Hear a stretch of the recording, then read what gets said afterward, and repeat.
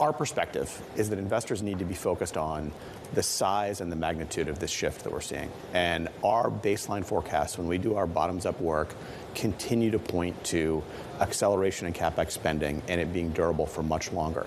So we feel like investors need to have exposure to the companies that are directly benefiting from that. I don't think there's any question in anyone's mind right now as you're seeing these latest models come out about how impactful they're going to be, how much they're going to change, how much they're going to be able to do. And so while there's uncertainty about how, which sectors get impacted in which ways and how it all plays out, fundamentally, right now, we're in the start of what's going to be a multi-year CapEx build-out, and investors need exposure to that. And so our baseline is, you want to still be involved in the semiconductor names, the networking names, things like that are the direct beneficiaries of the spending. So. Brooke, the corners of the technology market that are rallying the hardest in this moment are memory, logic, storage. I'm talking right now in response to the ceasefire. But that would indicate, if you look at some of the names that have returned to the prices they were at prior to the start of the war in Iran, that this conflict has done nothing to divert the trajectory that you believe capital expenditures were on when it comes to the AI build-out. Yeah, and our fundamental belief is that there's been nothing that's changed in that backdrop. The plans and expectations that we had from these companies in terms of their levels of spending, where they were putting the capacity, how tight compute is right now, none of that has changed. And yes, the world is more uncertain today than it was 4 months ago, and risk premia have probably moved higher structurally because of that. It doesn't change the direction and the magnitude of what we're seeing. Remember that in this cycle, right now, compute and all the associated parts around compute are the most restricted and hardest to get thing in the marketplace.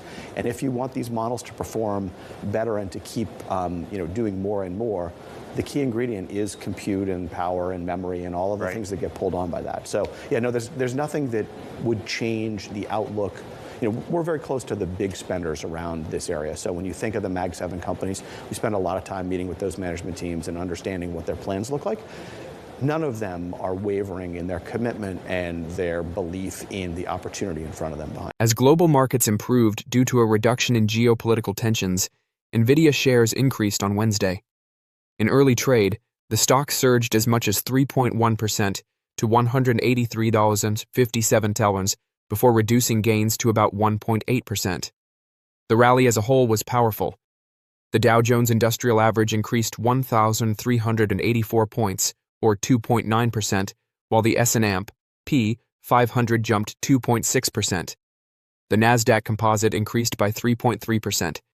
The action came after Donald Trump declared he would halt military action against Iran for a period of 2 weeks. He added that reopening the Strait of Hormuz would be necessary for a truce.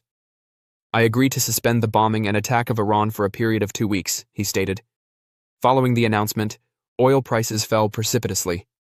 Brent crude dropped more than 16% to $91.65, while West Texas Intermediate crude dropped more than 17% to $93.42 per barrel.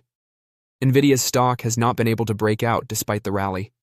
Since July, shares have fluctuated between $165 and $195, indicating a time of consolidation following a multi-year surge. That hasn't stopped individual investors, though. Nvidia continues to be one of the most traded stocks, according to current market data. One of the most fervent supporters of the AI darling has been retail traders using online trading apps. During the artificial intelligence boom, the company was among the top performers in the market. But in recent months, sentiment has cooled due to macro and sector-specific worries. Concerns about AI spending affect the industry. The sustainability of capital expenditures associated to AI is a major concern for investors. Large IT firms, sometimes known as hyperscalers, have increased demand for Nvidia's chips by making significant investments in infrastructure and data centers. But there are concerns about how long that pace can be sustained and when significant benefits will be realized. Even though big clients like Microsoft, Alphabet, and Amazon are still spending a lot of money, investors are starting to reevaluate the monetization timetable. Concerns that artificial intelligence can upend established business models and reduce margins have also put pressure on software equities. The tech industry is feeling more optimistic. Wall Street is becoming more optimistic about technology companies in spite of these worries after the latest decline. According to Wells Fargo and Goldman Sachs, The drop has given investors a possible entry point. Citing solid fundamentals and lessening pressure on value, Wells Fargo upgraded the S&P 500 technology sector from neutral to like. Spending on AI technology by corporations seems to have enough momentum to hit $650 billion this year. The bank stated in an interview that, while concerns over the adoption of AI are legitimate, we do not anticipate the disappearance of entire industries or significant unemployment. Goldman Sachs agreed, pointing out that it is uncommon for the sector's growth-related valuation to drop below that of the overall market. According to Goldman, these variables have created an opportunity in the technology industry where growth rates are still high, but values are currently low. The more optimistic attitude emerges despite the ongoing uncertainties. Investor mood is still influenced by geopolitical risks and concerns about the economic impact of AI. Even if the most recent recovery provides short-term respite, Nvidia's near-term outlook is expected to remain dependent on both macro developments and confidence in ongoing AI demand. Join our investor community. Hit subscribe and like to get your daily Nvidia stock insights and tutorials delivered. Apple just took a startling action. According to Tom's Hardware, it authorized a third-party driver for Apple Silicon Macs. Even while some people might think the move is insignificant, it might present Nvidia with a big opportunity in the AI market. One of Apple's long-standing selling points is its closed ecosystem. Only a few competitors can match the company's control over security, performance, and user experience.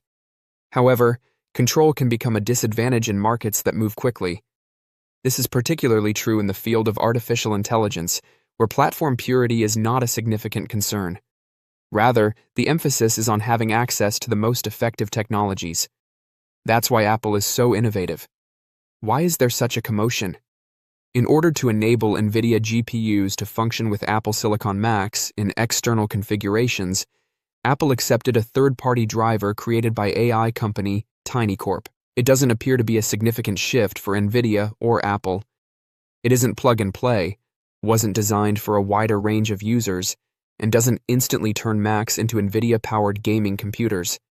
For many years, Apple Silicon prevented, at least partially, the usage of external GPUs on Intel-based Macs. By signing this driver, Apple appears to be reopening that door, albeit very cautiously. Nevertheless, it's worth watching the opening. Because NVIDIA is more than just one chipmaker among millions in the AI race. It's the one business that Apple might no longer be able to avoid. It's possible that Apple is creating space on Apple Silicon for NVIDIA. The important thing to remember is that Apple did not suddenly acquire external graphics hardware for everyone. Actually, it didn't do that. The current configuration is intended for AI workloads rather than regular graphics or consumer display use, and users still need to compile the driver themselves, frequently using tools like Docker. The solution isn't a polished feature that Apple wants the larger Mac audience to embrace.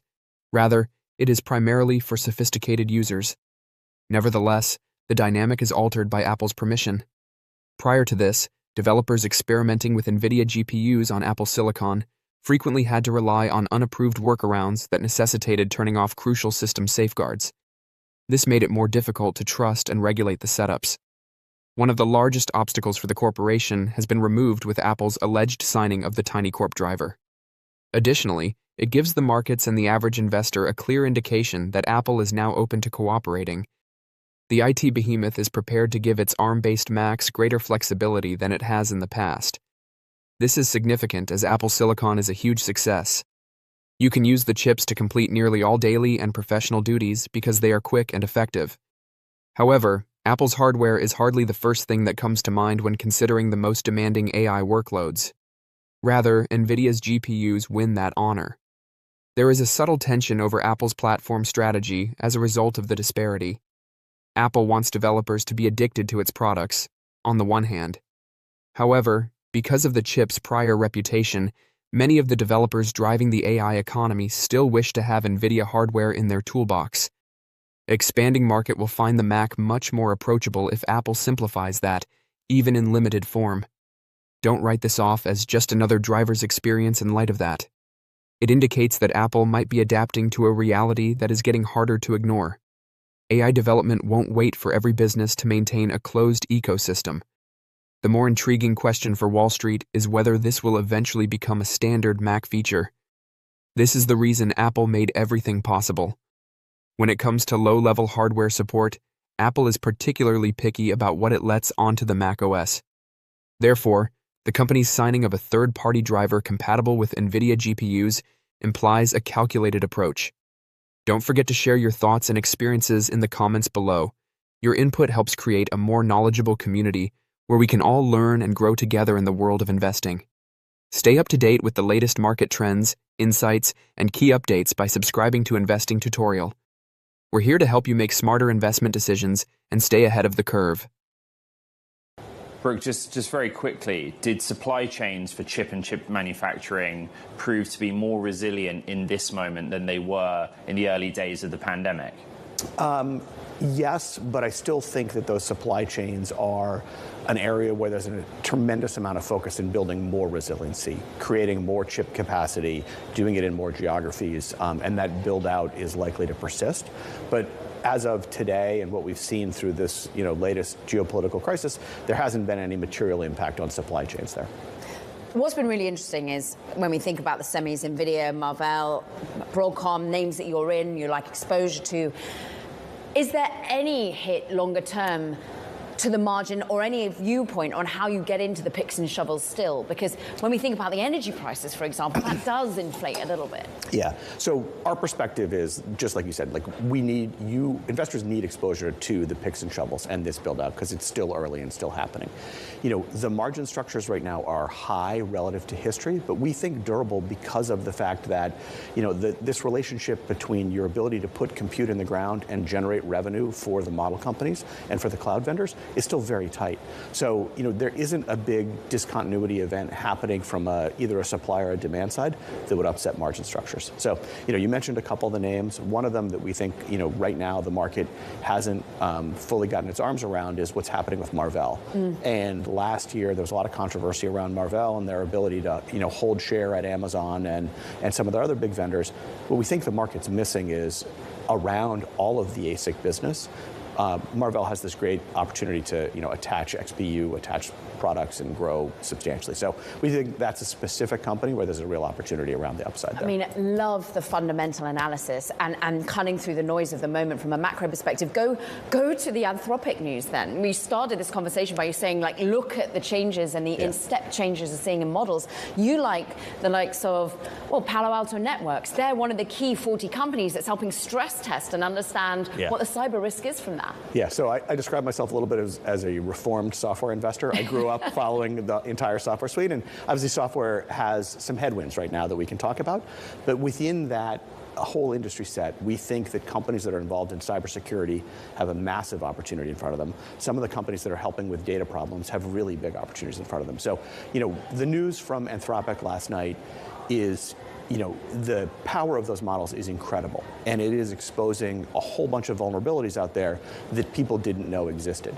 That is really good for the cyber companies, just from a business standpoint. Right? There's going to be more vulnerabilities exposed. Bad actors are going to try and take advantage of that. Enterprises are going to need to be defended in the right ways. And so owning leading edge, next gen security providers is a really good place for investors to be in. Brooke, I want to end this by going back to the ceasefire and the war in Iran. You are an investor in some of the biggest hyperscalers and the deployers of capital expenditure, right? And this president's central policy was to deregulate, expedite permits, and hold those names accountable to energy spending. Then we had the war in Iran. And so just from the technology investor's perspective, how your desk analysts and you are modeling for the wild card that is a president who, on the one hand, has an AI policy grounded in deregulation and letting them move quickly, and then move to an escalated conflict in Iran. Yeah, so with every investment we're making, we're running lots of scenarios on different parts of the business and what can happen and what can change. So if you're talking about changes in the fundamental input costs of creating compute to run these models and to do things, as we project out where we think P&Ls and cash flows can look like, that's one of the factors that we're stress testing. And we're saying, look, if power goes up by X factor, what does it do to the ultimate return on $1 of GPU investment, and how does that get priced in? in. Similarly, on other things like, on memory supply, and if we can't get enough memory to fund these things, what happens there and how does that impact stuff? So all of this comes into the fundamental frameworks and the risk reward that we're managing and we're looking through with every investment we make.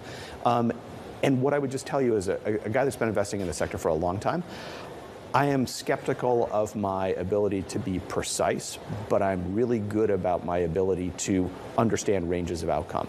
And so we're always looking for when those ranges favor us and favor us putting capital to work. And so, just to sort of end where I started with, we still think this build out of CapEx, that we're very early in it, that we're not late cycle, we're early cycle to mid cycle in this, and that there's plenty of opportunity to continue to compound wealth and growth in, the fundamental chip picks and shovels, chip ecosystems of AI. Some pretty volatile times that we're experiencing. What do you do in a period like this? Yeah, they don't get more exciting than this. Well, look, you have to look through the noise. I mean, before last night, I wasn't sure exactly what we were going to talk about today, but I thought the right thing to actually discuss was to look through the geopolitical events, because at some point they will resolve themselves, and look at what the basic underlying economy is doing. And basically, it's pretty strong.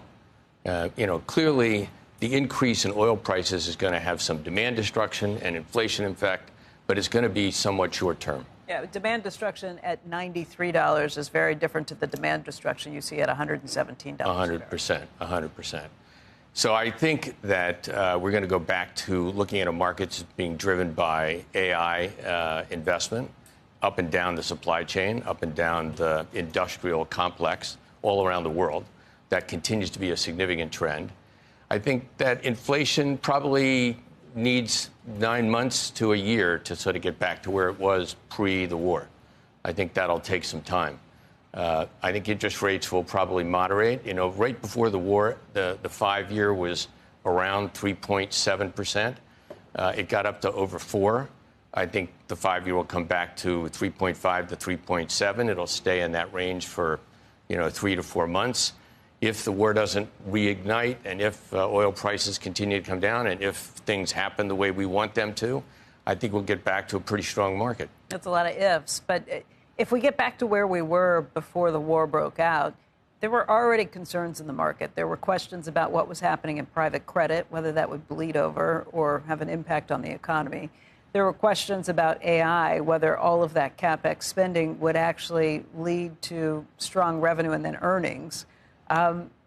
So those were the concerns. But then you've got this underlying earnings picture. And we just closed out on the quarter. We're awaiting some of those quarterly reports. How do you add up all of that stuff when you take geopolitics out of the picture? Well, two things are true. AI will continue to drive the economy, and there will be significant CapEx expense that will actually occur there.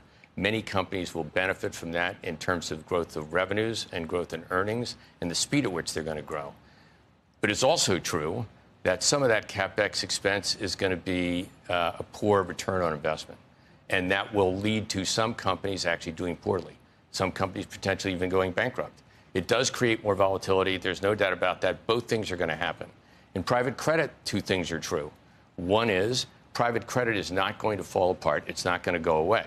On the other hand, there is a liquidity crisis in private credit because, as we've seen many, many times before, this is not the first time this has happened, when you involve investors who expect to be able to get their cash back and they're invested in an asset that is not liquid, you have liquidity issues. And we are experiencing that liquidity concern.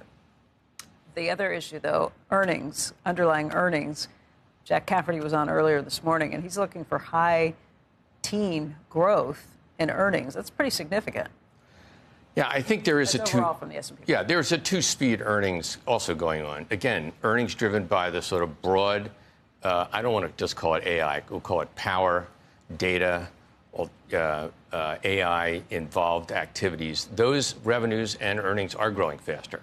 But the core economy is not going to grow that quickly. And, you shouldn't expect to see rates of growth in those earnings at the same level. On the other hand, that mixture creates a reasonably positive market. And the market is discounted by 10% or even more from its peak. And you're going to get that back. And it's going to continue, the market's going to continue to go up.